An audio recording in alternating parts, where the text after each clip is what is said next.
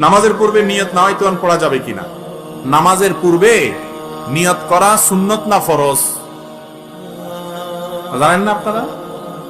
নামাজের আগে নিয়ত করাটা এটা কি সুন্নত না ফরজ? ফরজ।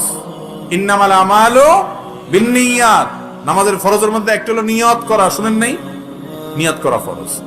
নিয়ত করা ফরজ, নিয়ত বলা ফরজ না। নিয়ত বলা মুখ দিয়া হয়, আর নিয়ত করাটা মন দিয়া হয়।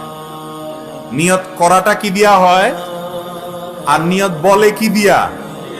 নাওয়াইতুন বলাটা হলো নিয়ত বলা, আর মনে মনে আমি কি পড়তেছি এটা আমার মাথায় আছে, এটা মানে হলো নিয়ত করা।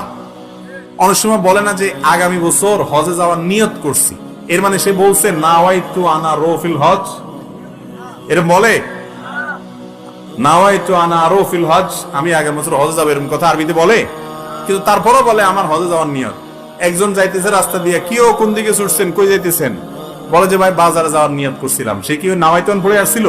আচ্ছা, নামাজের সময় আপনি নাওয়াইতুন পড়ছেন বুঝলাম। আপনি যখন কাউকে 10 টাকা দান করতেছেন, এটা একটা ইবাদত কি ইবাদত না? ইন্নামাল আমালু বিন্নিয়াত। সমস্ত আমলই যখন নিয়তের উপর নির্ভর করে। শুধু নামাজের ক্ষেত্রে শুধু নাওয়াইতুন পড়তেছেন, দানের সময় কেন বলতেছেন না নাওয়াইতু আন আতাসাদ্দাকা আশারাতাকা আরবিতে, যে আমি 10 টাকা দান করলাম, এরকম কি বলেন আপনি? তাহলে সেটা দান হয় কি হয় না? আপনার নিয়ত আছে মনে মনে, আল্লাহ তোমারে খুশি করার জন্য আমি এই মানুষটাকে 10টা টাকা দিলাম, বাস আল্লাহ তাআলা সব দিয়ে দিবেন। তো যে আল্লাহ এটা বুঝে, আল্লাহ নামাজটা বুঝে না? তাহলে বোঝা গেল নামাজের মধ্যে নিয়ত করা ফরজ, কিন্তু সেটা মনে মনে ইন্টেনশন থাকলে, ইচ্ছা থাকলেই চলবে না। মনের ইচ্ছাটাই হলো নিয়ত। আপনি কি নামাজ পড়তেছেন এটা মাথায় থাকলে চলবে, মুখে নাওয়াইতুন পড়ার দরকার। মুরব্বিরা বলবেন যে নতুন নতুন হুজুর গজাইছে, এসব ওলাইন কি কয় না কয় আল্লাহ জানে। আর জীবন 14 গোষ্ঠী করিয়া আইছি, আমরা করিয়া আইছি, এখন নতুন করে কি কয়। বাবুরে, আমরা দেখতে খেতে দান লাগান, সব কি দান হয়নি না? কিছু আগাছাও জগজায়, আগাছাগুলো উঠে দিতে হইব। যদি কোন না ধানের লগে আগাছা উঠছে, এগিনো থাক, চলবো, ফসল ভালো হবে। সুন্নতের সাথে কিছু বেদাত, কিছু উল্টাপাল্টা জিনিস আছে। ময়মুরব্বীরা বাপদাদারা যা করে গেছে সব খারাপ ছিল না, বেশিরভাগই ভালো ছিল। 2-4টা ভুলভ্রান্তি ছিল, ওনারা মানুষ না। কয় না বাপদাদা যা করে আসছে এর উল্টাটা আমরা করব না।